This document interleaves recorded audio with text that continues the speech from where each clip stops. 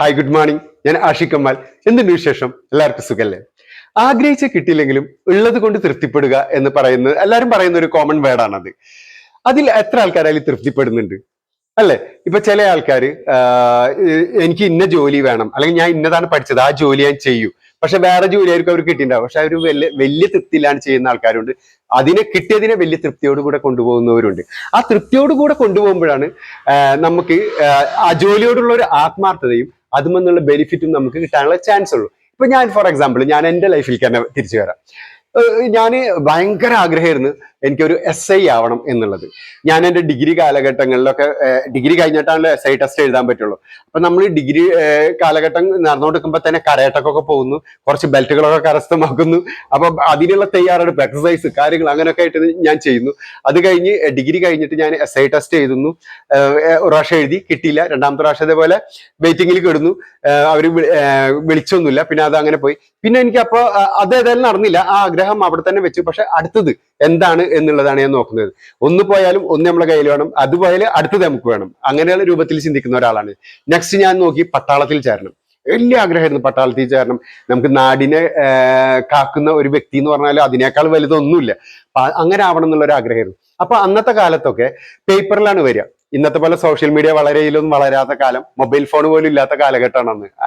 അപ്പോൾ പേപ്പറിൽ വരും, പട്ടാളത്തിൽ ചേരണമെങ്കിൽ നിങ്ങൾ കവർ സഹിതം അപേക്ഷിക്കുക എന്നുള്ളൊരു വേർഡാണ് വരിക.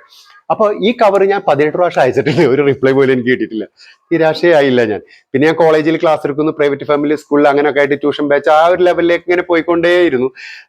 അതൊക്കെ കഴിഞ്ഞിട്ട് വീണ്ടും ഞാൻ ഗൾഫിലേക്ക് എത്തുന്നു. അവിടെ അക്കൗണ്ടന്റ് ആയിട്ട് വർക്ക് ചെയ്യുന്നു. ഞാൻ വളരെ തൃപ്തിയോടുകൂടെ 100% ഇട്ടുകൊണ്ട് തന്നെ ഞാൻ നമ്മളെ വർക്ക് ഹാപ്പി ആയിട്ട് ചെയ്യുന്നു. അപ്പൊ നമ്മുടെ ആഗ്രഹങ്ങളൊക്കെ വേറെ ആയിരുന്നു എങ്കിലും അത് ഞാൻ വലിയ ഇമ്പോർട്ടൻ്റ് ഒന്നും കൊടുക്കാൻ പോയില്ല.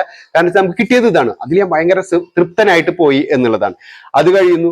അവിടുന്ന് കുറെ കാലം അവിടെ ജോലി ചെയ്യുന്നു. അവിടെ കുറെ അസുഖങ്ങളും ഇതൊക്കെ ആയിട്ട് നിൽക്കാൻ പറ്റാത്ത അവസ്ഥകളൊക്കെ ആയപ്പോൾ അങ്ങനെ തിരിച്ചു പോരുന്നു.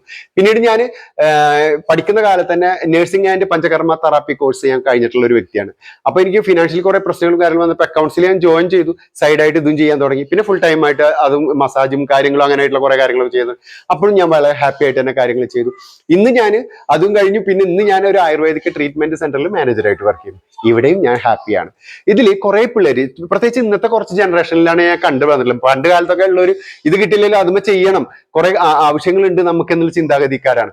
ഇന്നൊക്കെ കുറച്ച് പിള്ളേരിലൊക്കെ എന്റെ ചുറ്റുവട്ടങ്ങളിലും എന്റെ ആൾക്കാരിലൊക്കെ ആയിട്ട് കണ്ടിട്ടുണ്ട് ഞാൻ കുറെ പിള്ളേര്. ഞാൻ അത് ചെയ്യില്ല, എനിക്ക് എന്റേത് പഠിച്ച് കിട്ടിയാൽ തന്നെ ഞാൻ ചെയ്യുള്ളൂ എന്നുള്ള വാശിയുള്ള കുറെ പിള്ളേരുണ്ട്. പക്ഷെ ഈ വാശിയുള്ള പിള്ളേര് ആ വാശികളൊക്കെ മാറ്റിയിട്ട് കിട്ടിയതിന് നമുക്ക് കിട്ടാൻ വിചാരിച്ചത് കിട്ടിയില്ലെങ്കിലും നമുക്ക് കിട്ടിയതിൽ നമ്മൾ തൃപ്തിപ്പെട്ട് വളരെ എൻജോയ് ചെയ്തിട്ട് മുമ്പോട്ട് പോവുക ലൈഫ് എന്നുള്ളതാണ്. അവിടെ നമുക്ക് നല്ല സക്സസ് ഉണ്ടാവും. നമ്മൾ അതിലൊക്കെ എൻജോയ്, എന്തൊരു കാര്യമാവട്ടെ അത് അവിടെ ഒരു എൻജോയ്മെന്റോട് കൂടെ, ഒരു ഹാപ്പിനെസ്സോട് കൂടെ നമ്മൾ ചെയ്യുമ്പോൾ കിട്ടുന്ന റിസൾട്ട് വളരെ വലുതാണ്. അപ്പൊ തീർച്ചയായിട്ടും നമ്മൾ ചിന്തിക്കേണ്ട ഒരു കാര്യം എന്ന് പറഞ്ഞാൽ, നമ്മൾ ആഗ്രഹിച്ച കിട്ടിയില്ലെങ്കിലും കിട്ടിയതിൽ നമ്മൾ തൃപ്തിപ്പെടുക എന്നുള്ള ആശയം നമ്മൾ എപ്പോഴും കറക്റ്റായിട്ട് ചിന്തിക്കേണ്ടതുണ്ട്. Thank you very much.